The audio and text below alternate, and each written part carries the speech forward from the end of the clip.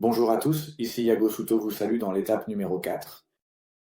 Aujourd'hui, nous allons à nouveau renverser un peu ce qui est le plus habituel dans le monde. Et je vais te dire quelque chose que je vais maintenant argumenter. Je vais te le démontrer, qui va à l'encontre de ce que disent la plupart des soi-disant experts à l'échelle mondiale ou de ce qu'on t'a dit jusqu'à présent.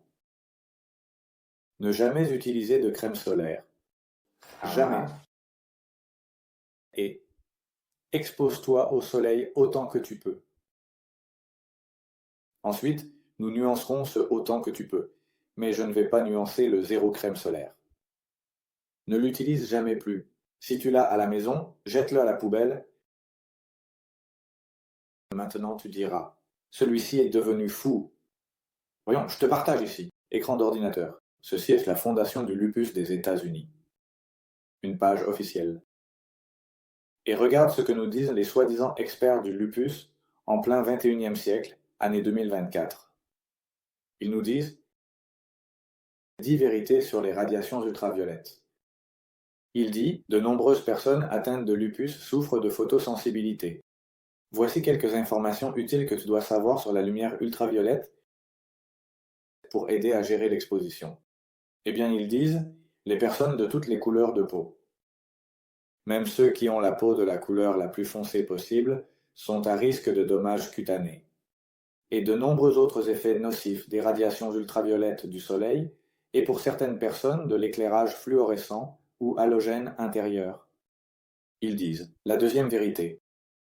Chez les personnes atteintes de lupus, l'exposition aux rayons ultraviolets peut déclencher non seulement une aggravation du lupus cutané. Le lupus cutané, également appelé lupus vulgaire, et d'autres types de photosensibilité, mais aussi activer et aggraver les symptômes systémiques, comme la douleur articulaire et la maladie rénale. Ensuite, il dit plus de choses, mais cela suffit déjà. C'est-à-dire, tu te mets d'accord. Tu me dis de ne pas utiliser de crème solaire et de m'exposer au soleil.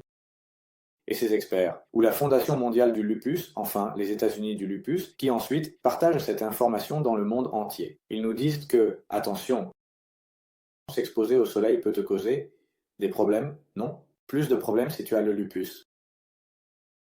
Eh bien, c'est ce que disent aujourd'hui les autorités. Regardez ici.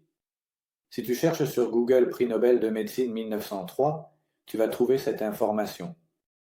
Niels Reiber-Finsen, le prix Nobel de physiologie ou médecine de 1903, a été décerné à Niels Reiber-Finsen en reconnaissance de sa contribution au traitement des maladies, en particulier le lupus vulgaire. C'est-à-dire, il traitait de nombreuses maladies, mais en mettant l'accent sur le lupus vulgaire, qui est le lupus qui se manifeste sur la peau. Une maladie chronique, chronique signifie qu'elle ne se guérit pas de nos jours, avec une radiation de lumière concentrée.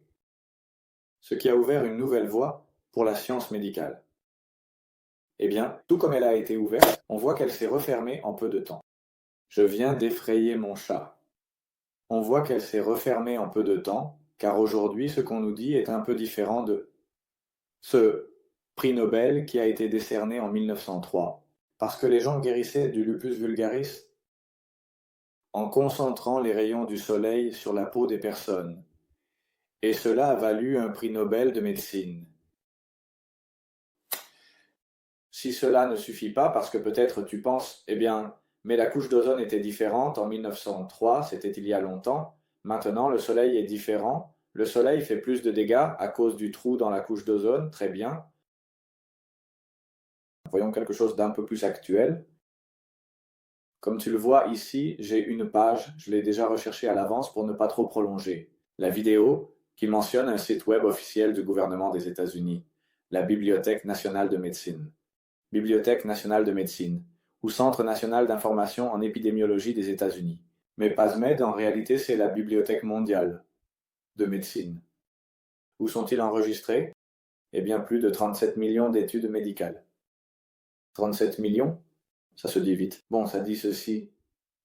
Publié le 13 juillet de l'année 2020. J'imagine qu'ici, la couche d'ozone, le trou, est à peu près pareil qu'aujourd'hui, en 2024. Et ça dit L'insuffisante exposition au soleil est devenue un véritable problème de santé publique. Et moi je suis, qui ose dire cela en 2020 alors que les experts nous disent de partout, protégez-vous du soleil, utilisez de la crème solaire, le soleil, attention, le soleil dangereux, blablabla. Que nous disent-ils ici? Qui sont-ils, non? Bon, voyons qui nous dit cela. Ils nous le disent. L'Institut de médecine environnementale de l'Institut Karolinska de Stockholm, Suède. Tu dis, bon, mais en Suède, ils n'ont presque pas de soleil, n'est-ce pas? École de population et de santé globale de l'Université d'Australie. En Australie, oui, ils ont beaucoup de soleil. Département de chimie et centre Sanders Brown sur le vieillissement de l'Université du Kentucky aux États-Unis. Université d'épidémiologie cardiovasculaire, département de santé publique et soins primaires de l'Université de Cambridge, Royaume-Uni. L'une des plus importantes au monde. Département de dermatologie du Centre médical universitaire de Leiden, Pays-Bas. Sciences cliniques et expérimentales de la faculté de médecine de l'Université de Southampton au Royaume-Uni. Division d'épidémiologie du département de médecine familiale et santé publique de la faculté de médecine de l'Université de Caroline à San Diego, États-Unis. Ici, oui. Le soleil tape, hein? Institut Teletonkis de l'Université d'Australie occidentale en Australie. Département des sciences de la santé publique, faculté de médecine de l'Université de médecine de Caroline du Sud aux États-Unis. Département de pharmacie de l'Université de Copenhague, Danemark. Département des sciences cliniques et éducation de Karolinska, encore une fois, de Suède, Stockholm.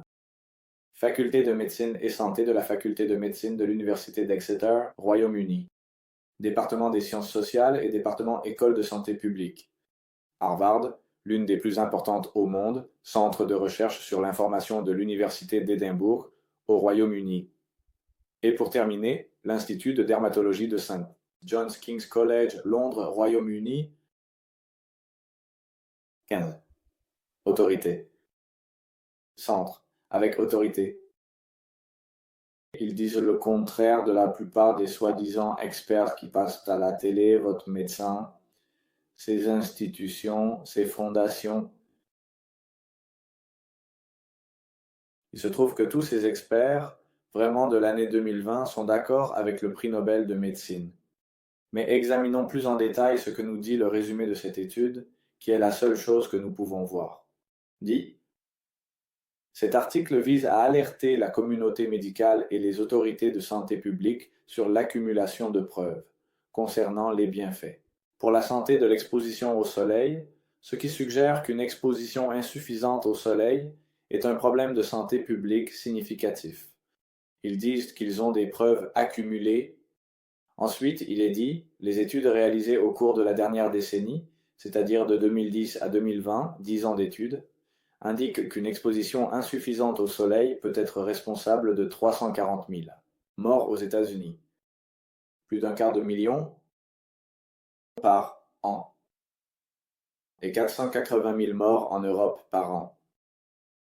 En combinant seulement l'Europe et les États-Unis, nous parlons de presque 1 million de morts par an à cause d'une exposition insuffisante au soleil.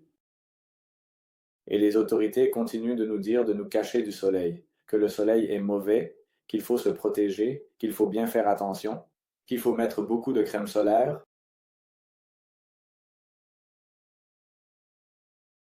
Presque 1 million de décès par an aux États-Unis et en Europe à cause du manque d'exposition au soleil. Des pandémies ont été déclenchées pour bien moins. Et de celles-ci, on ne nous dit rien.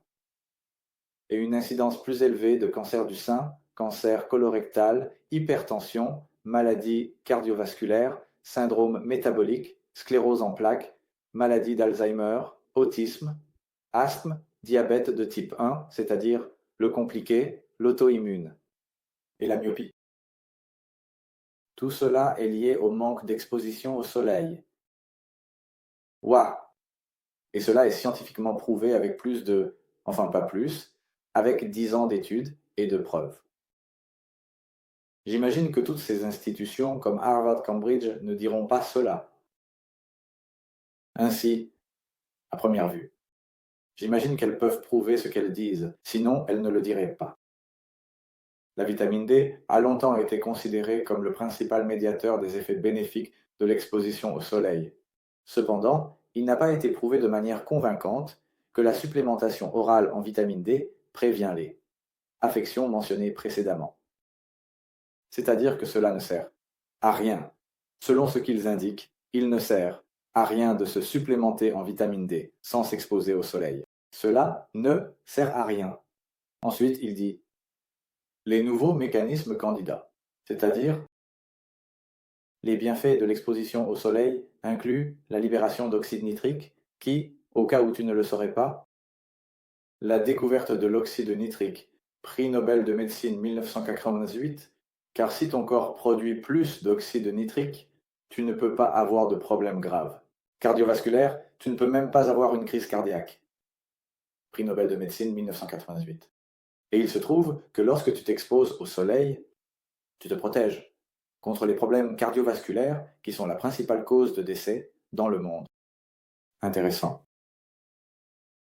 Et les effets directs de la réaction ultraviolette sur les cellules sanguines périphériques.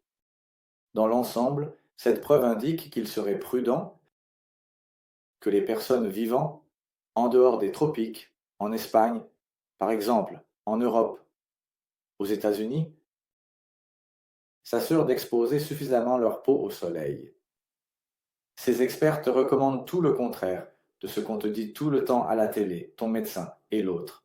Et la moto pour minimiser les dommages d'une exposition excessive au soleil. Voyons ce qu'il nous dit. Voyons combien de crème solaire il faut appliquer. Il faut être très prudent pour éviter les coups de soleil et l'exposition au soleil. Pendant les périodes de forte radiation ultraviolette environnementale, cela doit être fait de manière progressive. Là, ça va? Il ne m'a pas dit de mettre du protéique solaire. Il me dit qu'en été, en Espagne, en été, quand le soleil tape plus fort, il ne te dit pas de ne pas t'exposer au soleil. Il te dit de faire attention, que cela doit être progressif. Pas plus de 5 à 30 minutes par jour. Cela doit être progressif. Il dit, bien sûr, selon le type de peau et l'indice ultraviolet. Cela doit être progressif. Mais pas que tu te caches, pas que tu te protèges. Non, non. Que oui, tu t'exposes, mais progressivement. Avec des vêtements appropriés pour la saison, les yeux fermés ou protégés. Il ne dit rien sur le fait de mettre de la crème solaire. 15. Parce qu'ils sont 15. Autorités mondiales en la matière. Ils te disent de ne pas utiliser de crème solaire, de t'exposer au soleil. Même en été, quand le soleil tape le plus fort, de le faire. Mais de le faire de manière progressive. Maintenant, je vais t'expliquer comment faire cela. Nous allons nuancer cela. Expose-toi au soleil autant que tu peux, de manière progressive. Au printemps, surtout, enfin, cela dépend d'où tu vis, n'est-ce pas? Mais moi, je vis en Galice. Ici, il n'y a pas tant de soleil. Mais en été, évidemment, oui, il faut faire attention. Mais le reste de l'année, et en été aussi, ce que tu dois faire est le suivant. Tu dois t'exposer au soleil et au lever du soleil. Au coucher du soleil, ou si tu ne peux pas l'un, l'autre, d'accord? Ou l'un ou l'autre, l'idéal serait les deux. Plus longtemps, mieux c'est. À ces heures de la journée, ça ne brûle pas. Et ensuite, tu dois t'exposer au soleil aux heures de la journée où le soleil tape le plus, fort, pour pouvoir assimiler tout ce que le soleil a à t'offrir pour ta santé. Maintenant, notre corps a son propre système. Ton corps te prévient quand tu dois te mettre à l'ombre et que tu ne peux plus rester au soleil. Quel est ce système qui te prévient? Je suis sûr que tu sais exactement. Si tu restes un moment au soleil, tu sais déjà quand tu commences à te sentir très chaud, une zone du visage, les épaules, le dos, ou quand tu remarques déjà que ça commence à rougir. La peau, eh bien, un peu avant qu'elle ne devienne rouge. La peau, quand tu commences déjà à sentir ces zones un peu plus chaudes. Quand tu sais que cela se passe, c'est là. Que ton corps te dit de te mettre à l'ombre. Nous ne pouvons plus supporter le soleil pour aujourd'hui. Au moins dans ces zones qui se réchauffent, qui sont sur le point de rougir. Ton corps te prévient, c'est fini pour aujourd'hui. Que se passe-t-il si tu t'exposes au soleil depuis l'hiver, le matin, au coucher du soleil, et quand il tape le plus fort, et tu passes toute l'année à t'exposer au soleil, au soleil, au soleil, et tu n'utilises jamais de crème solaire? Et ensuite, quand l'été commence, tu continues ainsi, que va-t-il se passer? Que chaque fois ta peau supporte plus longtemps le soleil, chaque fois tu es capable d'assimiler plus de rayons du soleil, pour obtenir plus de bénéfices des rayons du soleil sans te brûler. C'est ce que tu dois faire. Et, comme ils l'ont révélé dans cette étude, qui est un recueil de plus de, enfin pas plus, mais 10 ans de preuves scientifiques, de preuves d'études, et ils ont mesuré plusieurs bénéfices, où l'un des plus grands est, comme il est dit ici, l'oxyde nitrique, la vitamine D, et il y a beaucoup plus de choses que lorsque tu assimiles les rayons du soleil, ton corps peut faire. En fait, nous éviterions pratiquement 1 million de morts par an, si tout le monde arrêtait d'utiliser de la crème solaire et s'exposait au soleil de la bonne manière. Impressionnant, n'est-ce pas? Eh bien, c'est 50% de l'étape 4. Expose-toi au soleil et ne remets jamais, au grand jamais, de crème solaire. Je t'envoie une forte accolade. Nous nous voyons dans la prochaine vidéo qui concerne la connexion à la Terre.